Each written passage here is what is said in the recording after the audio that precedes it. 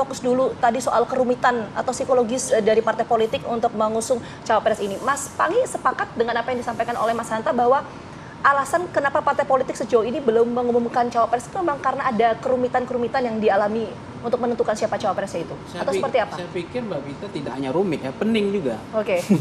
Kalau pening ini kan biasanya dengan Pak SBY dan nggak terlalu pening waktu itu kan, karena memang dengan sandal jepit pun jadi waktu itu sindiran begitu.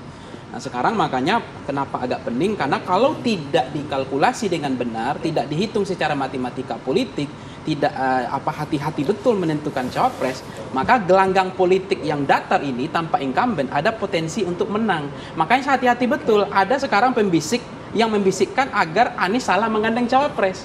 Begitu juga ada yang membisikkan supaya Ganjar salah menggandeng cawapres. Makanya adu strateginya adalah adu seberapa mahir piawai mereka untuk mengklikkan cawapres yang paling ideal, yang paling tepat. Berarti bisa disimpulkan nggak sih kalau sebenarnya Pilpres 2024 ini pertarungan para cawapres? Ya, artinya ini adalah pertarungannya cawapres. Jadi pertarungan Pilpres rasa cawapres. Jadi cawapresnya yang paling dominan sebetulnya. Makanya adu strateginya adalah saling menutup pintu itu untuk saling mengunci dan tidak akan diumumkan jauh-jauh hari. Karena ini saling dikunci oleh partai politik, karena ini adalah kunci kemenangan itu. Nah, banyak pengamat mengatakan bahwa parabel atau parabel yang digunakan untuk menggandeng cawapres ini jangan-jangan tidak ada yang kepake gitu loh. Misalnya parabel elektabilitas ya, kemudian parabel logistik, kemudian parabel partai.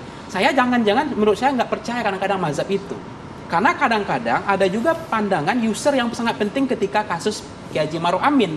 Itu tidak bawa elektabilitas, tidak bawa partai, tidak bawa logistik. Tapi user polarisasi blok ideologis yang mengental pada waktu itu adalah konteks isu, maka kepentingan usernya adalah representasi nasionalis religius.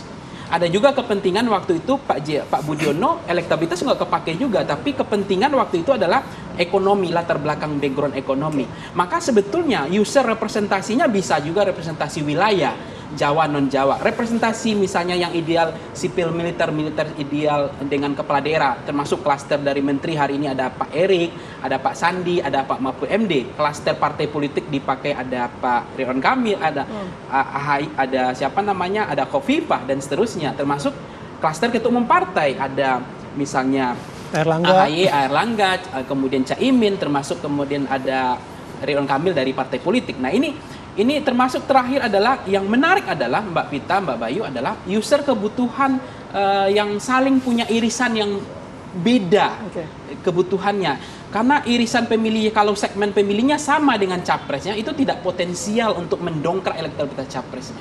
Maka irisan pemilih yang berbeda, satu lagi yang sangat penting Bang Bayu. Jangan-jangan user kebutuhannya adalah Gen Z, Gen milenial. Ini nggak disebut banyak orang. Bahwa 60% penentu dewa elektoral kemenangan Pilpres hari ini adalah Gen Z milenial. Nah, potensi itu bisa saja cawapres yang dibutuhkan adalah representasi dari kaum milenial dan Gen Z. Itu juga bisa kebaca gitu. Tetapi dari hasil temuan Bang Bayu, Mbak Pita, hasil temuan Voxpol itu konsisten.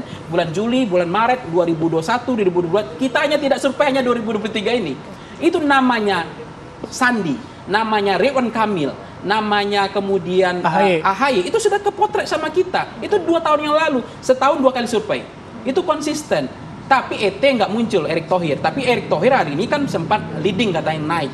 Nah, dengan demikian, kalau memang hari ini tidak ada yang apa yang dibilang Mbak Pita, psikologis ya 30% tidak ada yang mencapai di atas itu, maka memang sangat kehati-hatian itu sangat penting. Jadi ini adalah gelanggangnya cawapres, bukan gelanggangnya capres. Karena rentang range-nya tuh Bang Bayu, elektabilitas Mas Anies, Mas Ganjar dan Pak Prabowo, hasil survei Voxpol juga konsisten.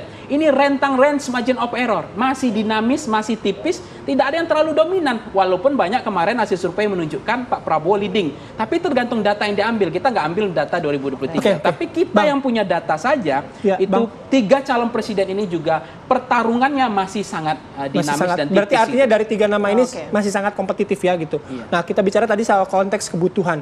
Pemilihan cawapres juga kan berdasarkan kebutuhan gitu ya. Nah, apakah pendekatan-pendekatan seperti tadi Bang Panggi sampaikan, Jawa non-Jawa, militer non-militer, itu masih relevan nggak dengan kondisi saat ini? Mas Panggi tadi sempat menyebutkan bahwa psikologis partai politik dalam menentukan cawapres ini soal polarisasi isu. Nah, seberapa besar peluang nanti di 2024 pasangan capres-cawapres ini mengulang seperti pola 2014-2019. Soal nasionalis religius, waktu itu di 2009 juga sempat nasionalis teknokrat. Itu seberapa besar peluang dan gambarannya nanti? Nah, ini tergantung nanti perkembangan isu dan dinamikanya. Oke. Kalau polarisasinya kemarin itu kan memang kebutuhan usernya memang adalah blok representasi religius. Karena Indonesia ini kan unik ya. Dia sama-sama Islam tapi harus ada nasionalis, ada religiusnya. Tapi kombinasi kebutuhan user waktu itu adalah kenapa Pak Mahfud nggak kepake? Ya kenapa Pak Kiai Haji Ma'ruf Amin kepake yang tidak punya elektabilitas, yang tidak punya partai, tidak punya logistik? Karena kebutuhannya, karena dihadap-hadapkannya polarisasi. Polarisasi isu yang mengentalnya blok ideologis yang dihadap-hadapkan tadi. Sehingga waktu itu kebutuhannya oleh Pak Jokowi, kalau Pak Jokowi nggak mengambil Kiai Haji Ma'ruf Amin, kalah gitu. Oke, nah potensi isu untuk 2024 itu kalau menurut Mas Pangi apa gambarannya? Kalau Akankah potensi 2024 juga? rematch Pilpres 2019, 2024 ini ada potensi tidak terlalu kuat lagi menurut saya.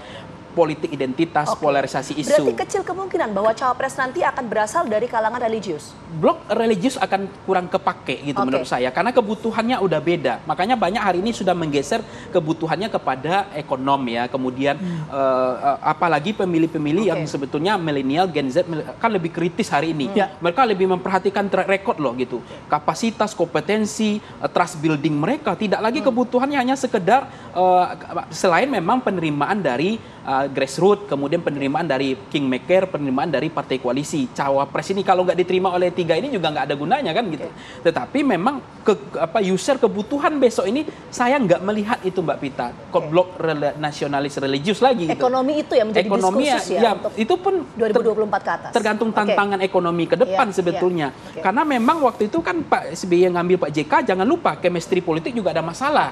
Jadi kalaupun ada juga mengatakan begini, yang penting menang dulu soal chemistry nanti. Tapi kan kemudian ada matahari kembar. Sekarang kan bagaimana pembagian tugas antara Pak Jokowi dengan Pak Jokowi dengan Kiai Haji Ma'ruf Amin itu juga luar biasa. Sehingga ada saling menutupi, saling tidak ada panggung yang punya panggung sama. Besok kalau misalnya ini harus perhatikan juga chemistry-nya semua punya, karena ada keinginan untuk periode kedua kan.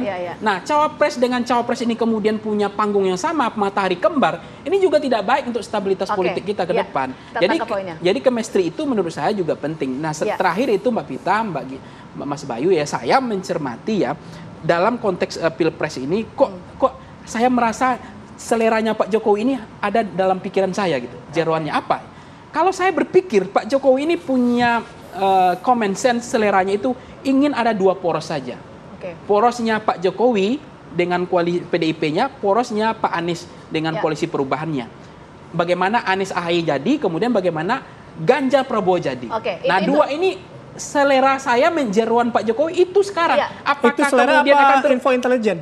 Bukan saya memikirkan itu, karena beliau sangat rajin untuk melakukan endorse, melakukan beliau nggak cawe-cawe, tapi dia sangat intens memberikan endorse politik. Artinya beliau ada kemungkinan memang menginginkan cawapresnya itu salah gitu.